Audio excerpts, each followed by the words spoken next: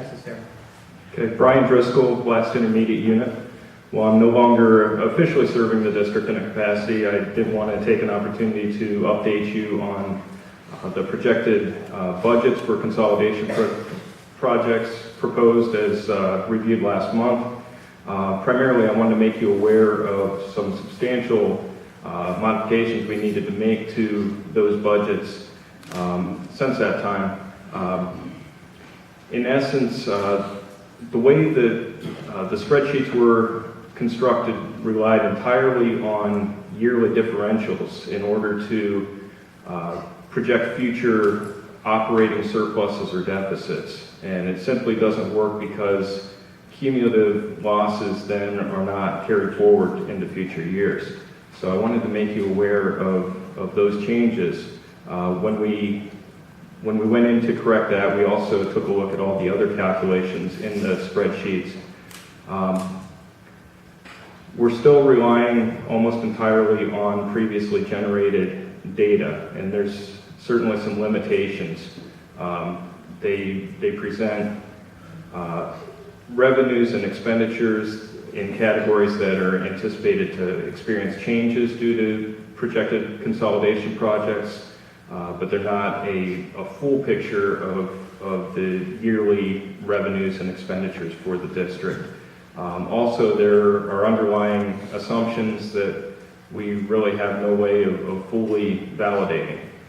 With that said, those assumptions apply to both of the consolidation proposals, and I'm confident that those assumptions are playing out the same in both of those scenarios. So I think that they're an apples-to-apples comparison as far as how either proposal will impact the future financial standing of the district.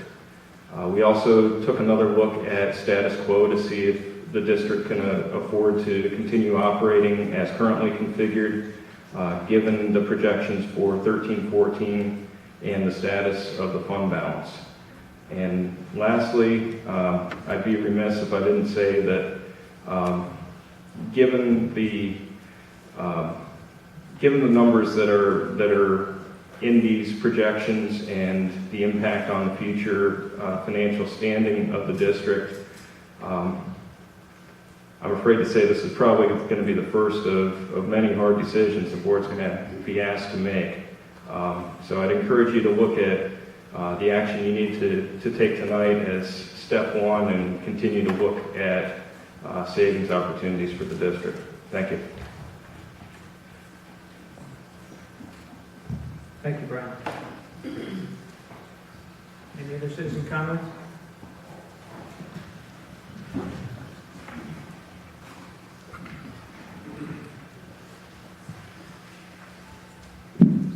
Steve Gilliam, Woodbury Township. I just want to verify that whatever he updated, will that be available to the public for us to review sometime? As I don't see it out there now, because I was kind of one to identify that. I'd like to make sure that that we know it. And I guess my question is for Brian is, last time you indicated, or to the new business manager, last time it was indicated that these plans definitely didn't necessarily make financial sense. Based on your changes, do they make financial sense now?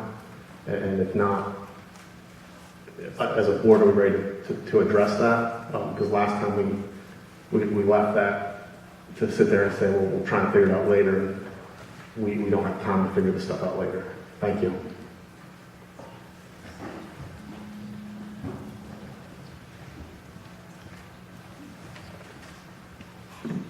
Mary Lou Bishop, Liberty Township, and this is regarding the 3.1 and 4.1.1.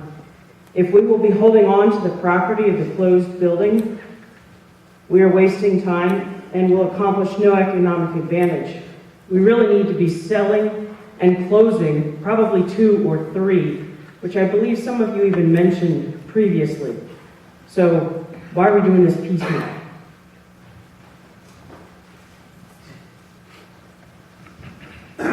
Sean Bartlett, Richmond Township.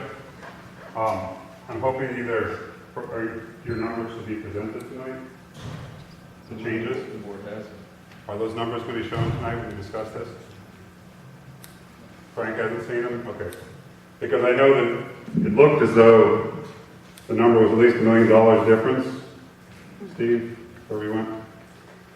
I mean, basically, the distinction is you could be spending $1 million for one scenario and $10 million for the other scenario. The $10 million number only goes up by $10,000, and the $1 million number goes up by $100,000 a year. And the way it's calculated over the course of 4 years, the one that goes up by $100,000 looks like it costs $400,000 difference as opposed to one that only went up $40,000. But if it's $10 million a year, that's $40 million as opposed to $4,400,000. So obviously one way is a lot more expensive than the other. So I'm looking forward to seeing what those numbers are. The other thing I'd like to point out or make a comment on is as you assess how you want to word the 780 motion, I would encourage you, as other people have already said in the past a number of times, to consider the fact that this is to be considered by a new board. So whatever you're putting out there is not something that the next board cannot change. It's just that if you do not word it so that it's open to any possible scenario based on what the needs seem to be, you are limiting actions that can be done immediately and possibly extending problems if there are solutions that seem most obvious. So, I mean, I know that people have been looking at what schools need to be closed, what don't. I mean, for the record, my personal opinion from the information that's been presented is 3 elementary schools, 2 high schools seem reasonable, but I don't know what the costs truly are. Certainly it seems like the information that's been presented today, keeping the 3 elementary schools open is really no different in cost than keeping only 2 open, and it seems criminal to close one if it's similar costs.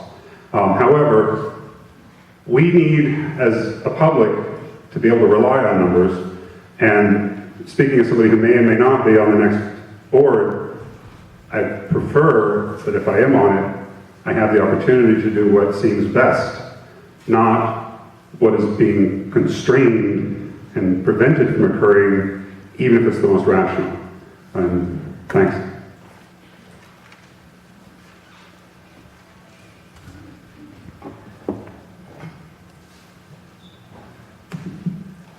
John Ritter, Sullivan Township. Just want to tie in a little bit with what Sean said and go back to something that I said to the board several months ago as far as these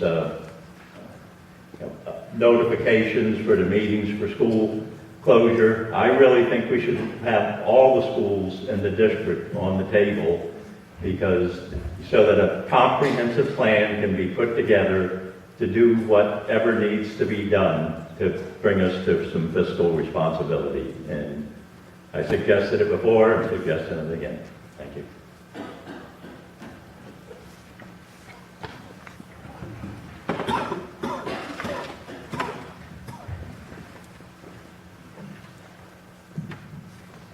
Okay, seeing no other public comments, we'll move on to the unfinished actions.